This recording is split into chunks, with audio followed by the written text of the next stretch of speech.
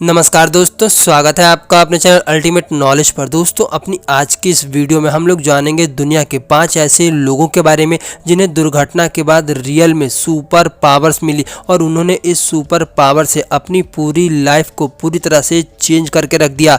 इसीलिए वीडियो को पूरा जरूर देखें। नंबर 1, केन वेट्रस। दोस्तों, केन वेट्रस एक इंजीनियर था, लेकिन 1986 में एक एक्सीडेंट के दौरान उसकी रीढ़ की हड्डी टूट जाती है, जिसके कारण से वो अपने पैरों पर चलने की शक्ति को पूरी तरह से खो देता है। इसके कारण से उसे शारीरिक परेशानी के साथ साथ आर्थिक परेशानी का भी सामना करना पड़ता है। एक्सीडेंट के 9 सालों के बाद उसे हार्ट अटैक आता है, लेकिन किस्मत से वो बच जाता है। एक दिन जब वो बैठ करके कुछ लिख रहा होता है, तभी वो अचानक से ही ड्राइंग बनाना शुरू कर देता है और वो ऐसी ड्राइंग बनाता है जिसे देख करके वो बहुत ज़्यादा सरप्राइज हो जाता है, क्योंकि उसने आज से पहले कभी भी ड्राइंग नहीं बनाई होती है, क्योंकि उसकी बनाई गई ड्राइंग बहुत ज़्यादा खूबसूरत होती है। आज केन वेट्रस एक जाना माना पेंटर माना जाता है। Number 2, Nikolai Kevchenko. दोस्तों, रशिया का एक लड़का जब अपने स्कूल से घर लौट रहा था, तब उसने गलती से रास्ते में एक बिजली के खंभे पर हाथ रख दिया, जिसके कारण से उसे तेज झटका लगता है और वो वहीं पर बेहोश होकर के गिर जाता है।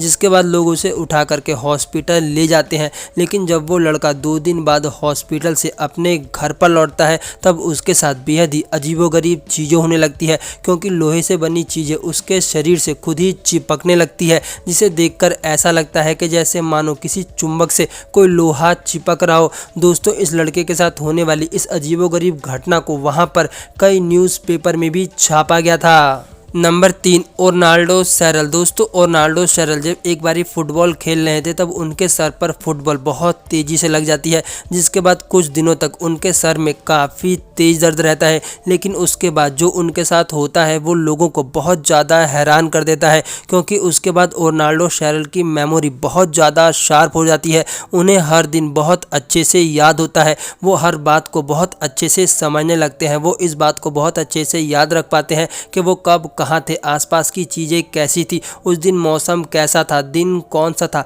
घड़ी में कितना समय हो रहा था। दोस्तों, यहाँ तक कि ओर्नाल्डो सैरल आने वाले दिनों को भी देखने लगे थे और वो आने वाले दिनों की भी भविष्यवाणी करने लगे थे। Number 4, Adam Rainer. दोस्तों, एडम रेनर अपनी लाइफ में बचपन से ही बोने थे, लेकिन 33 साल की उम्र में उनके दिमाग में एक ट्यूमर बनने लगा, जिसके बाद उनकी हाइट सीधा 4.6 फीट से बढ़कर के 7.2 फीट तक हो गई। लेकिन ऐसा होने के साथ साथ उनकी एक आंख और एक कान ने पूरी तरह से काम करना बंद कर दिया। लेकिन एडम रेनर दुनिया के इकलौते ऐसे व्यक्ति थे जिन्होंने अपनी लाइफ में बौने और लंबे दोनों ही व्यक्ति का जीवन जिया था। Number 5, Rory Curtis. दोस्तों, रोरी कर्टिस यूके की तरफ से फुटबॉल खेलने वाला एक खिलाड़ी था और एक बार जब ये बेहोश हो गए थे, तब इन्हें हॉस्पिटल में एडमिट कराया गया और ये जब होश में आए, तब इनके सामने एक नर्स फ्रेंच में बात कर रही थी। सबसे आश्चर्य की बात ये थी कि रोरी भी उनसे पूरी तरह से फ्रेंच में बात करने लगे थे, जबकि रोरी उससे पहले फ्रेंच का एक वर्ड भी नहीं जानते थे।